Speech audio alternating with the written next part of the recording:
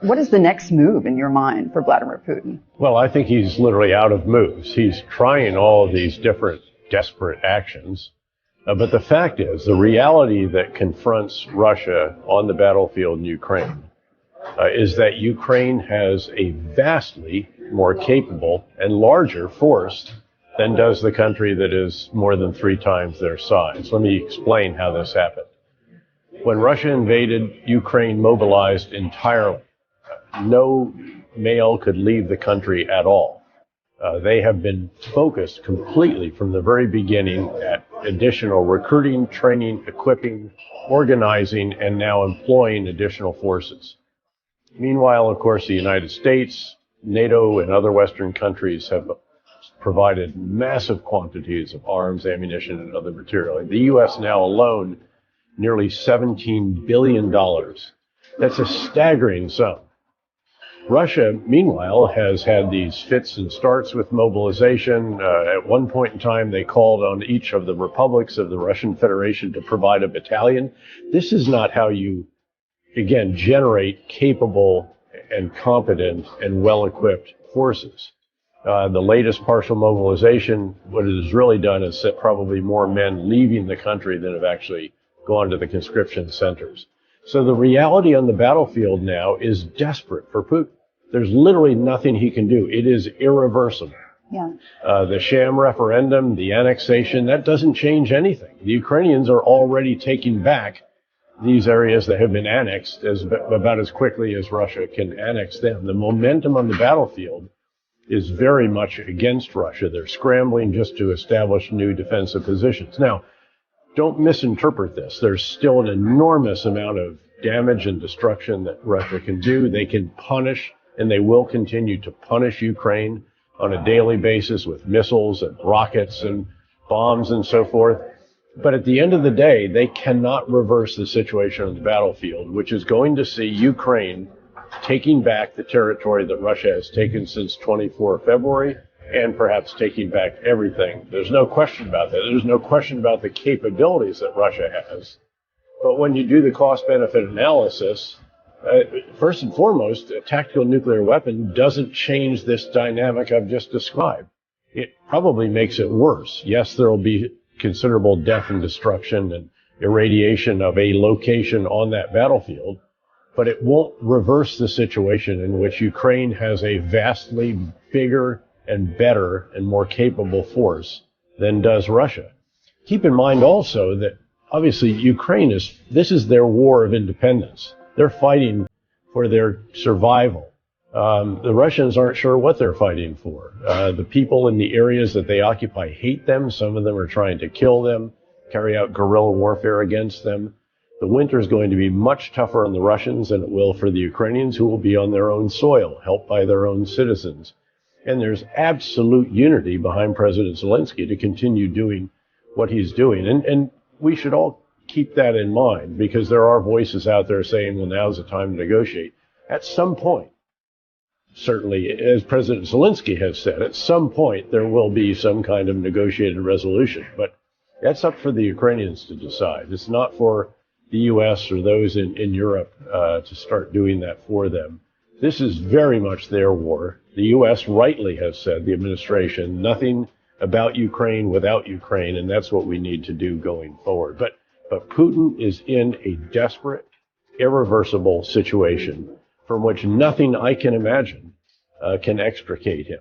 Well, nothing succeeds like success. And the heartening developments on the battlefield, I think, do indeed make Western countries realize that the investment we have made in Ukraine is bearing major dividends.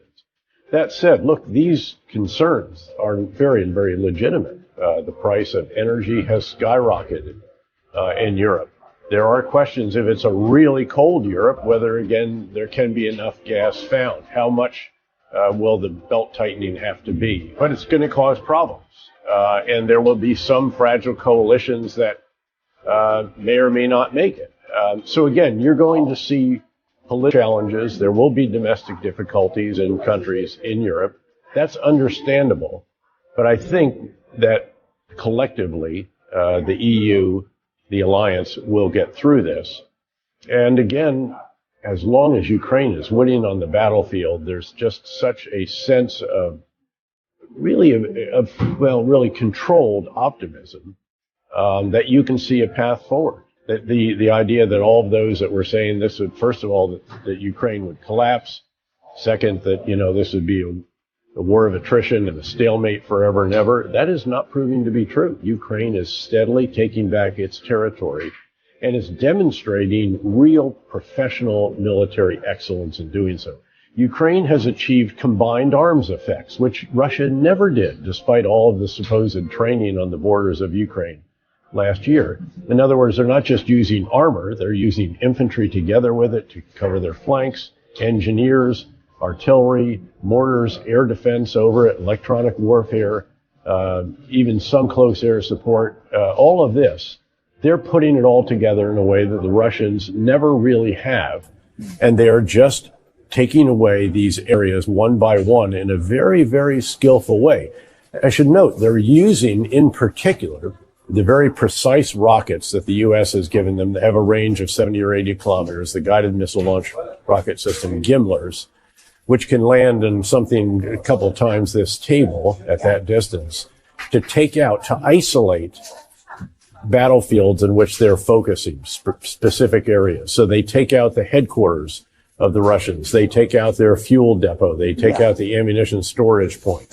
They take out, if they can reach, the helicopters, the airfield, the assembly areas, the barracks. So these areas become isolated, and the Russians can't bring these assets into those areas, which means that the logistical support, which was already very, very poor, is now abysmal. So the Russian soldiers' morale has to be crumbling. And what I'm waiting to see is, when is that moment when entire units start to just crumble? And could there be a collapse? And again, you can never. Are we talking desertion? We're beyond desertion. You'll see issues of desertion. You'll see individual soldiers surrendering and so forth, defecting. I'm talking about entire units that break, small units, then larger units.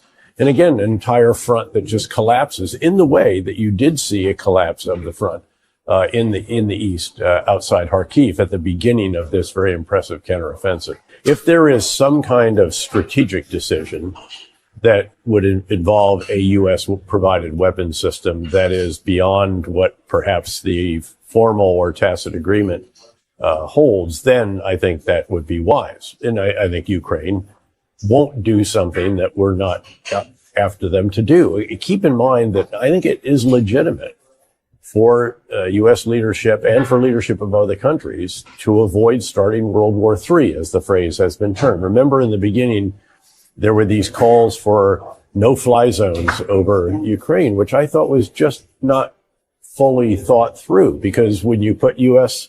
aircraft into that airspace and Russian aircraft, the Russians are going to lose. We're also going to take out their air defenses. You have to. You can't fly our aircraft without taking down the air defenses that could shoot them down. And now you're into a U.S.-Russia war. And again, I think it's understandable that U.S. leadership and that of other countries should have concerns about a spiraling beyond, as horrific as this is, a spiraling beyond where we are right now in the war in Ukraine.